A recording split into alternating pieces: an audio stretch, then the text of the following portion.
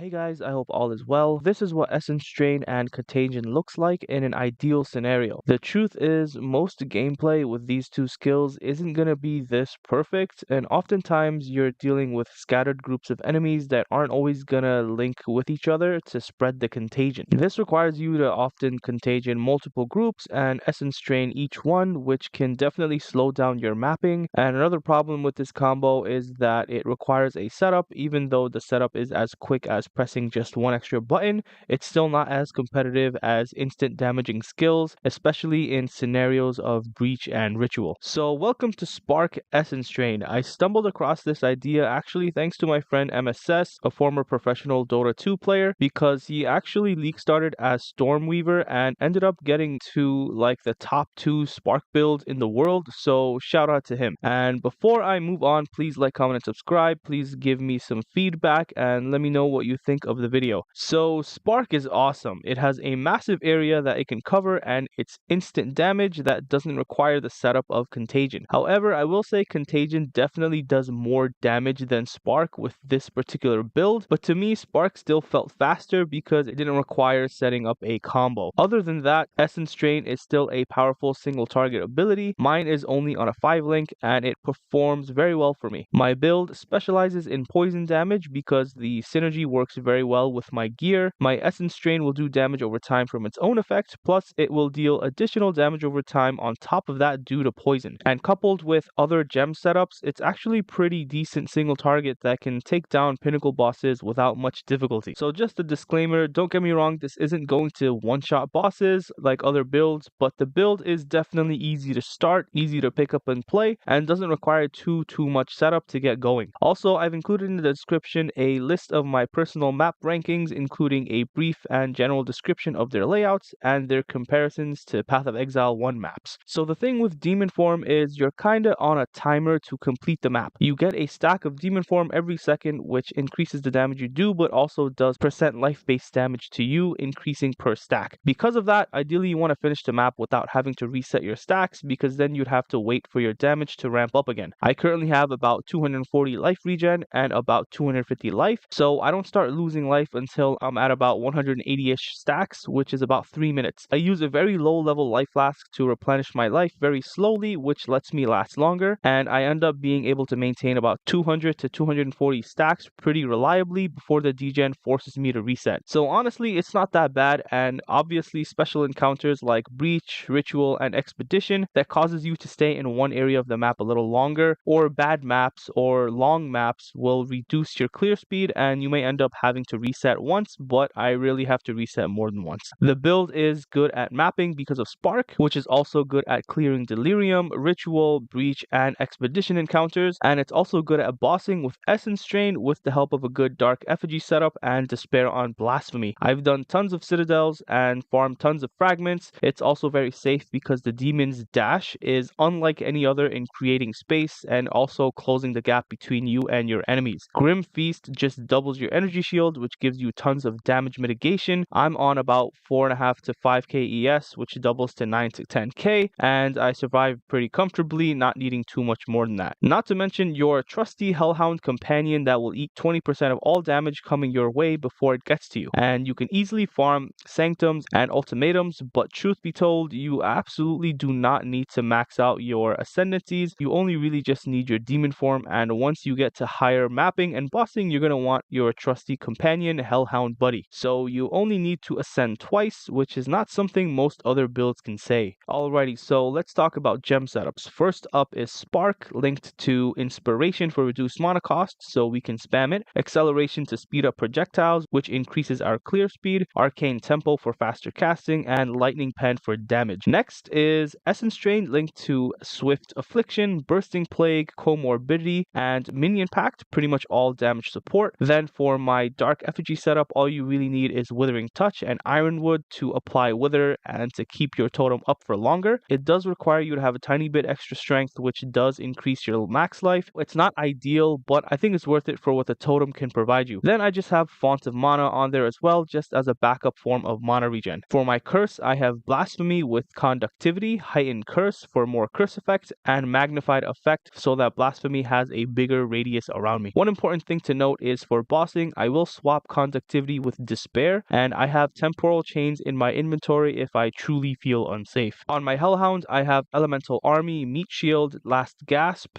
Minion Mastery, and Fire Mastery. Everything here is to give my buddy more survivability, and Last Gasp keeps him around longer after he drops to 0 health. Then I have Grim Feast with Clarity and Vitality for regen, and on my Demon form I have Ingenuity for cooldown reduction and Second Wind to make resets happen faster. And lastly, just a couple side things, I have Ice Nova with Cold Pen and Glaciation. This is mostly just to push back enemies a tiny bit so I can dash out of a claustrophobic situation, and I have Lightning Warp with Life Drain and Soul Drain so I can cull enemies and insta-kill anything with 10% health or less. This definitely helps finish off bosses and tough rares. So gearing on this character is very straightforward. To make life easy, you're gonna want a Ghost Wraith and 2 Ming's Hearts. Ideally, the chest will be corrupted, and the more max life that your Ghost Wraith converts to energy shield, the better. But obviously, it'll be more expensive. For the rings, you need to pump flesh quality catalysts on non-corrupted Ming's Hearts, which will cause the rings to further reduce your max life, or you can just buy them corrupted, but make sure they have at least 24% reduced max life on each of them. You also need an amulet with at least 36 spirit on it to utilize all the gem setups that I have. Other than that,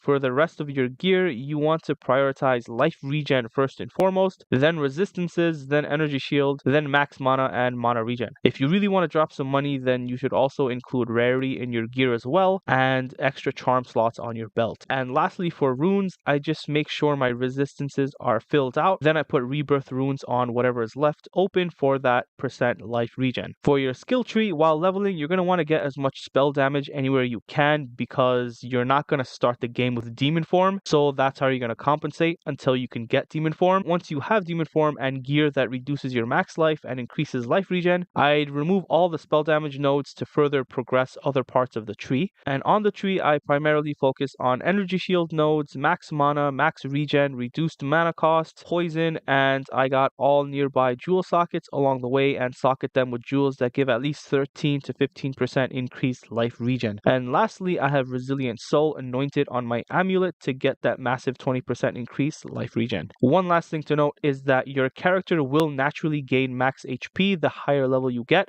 I'm currently at level 90, and so if I got to level 91, I'll be getting more max life. So do with that information what you will. So one super sincerely frustrating thing that happened while trying to ascend was the abysmal and unacceptable glitch that happened to all demon form players who tried to kill the Sanctum boss. This crash happened to me the first time. I thought it was me and my client, so I did it again, and it happened the second time, which was infuriating because I just went through 2 whole Sanctums and completely wasted my time. Then I looked into it and realized it was a known bug, so I just got pissed off and killed the ultimatum boss instead for my final ascendancy, which, like I mentioned earlier, you absolutely do not need. I just wanted to do these bosses because I wanted to see if I could kill them, and I absolutely can. So yeah, you just need your demon form and hellhound from your ascendancies, and that's it. So there you have it, my first build of Path of Exile 2. Please let me know what you think and any feedback you might have. I'd love to hear it. I will leave you with my first Arbiter kill, and I'll see you guys next time.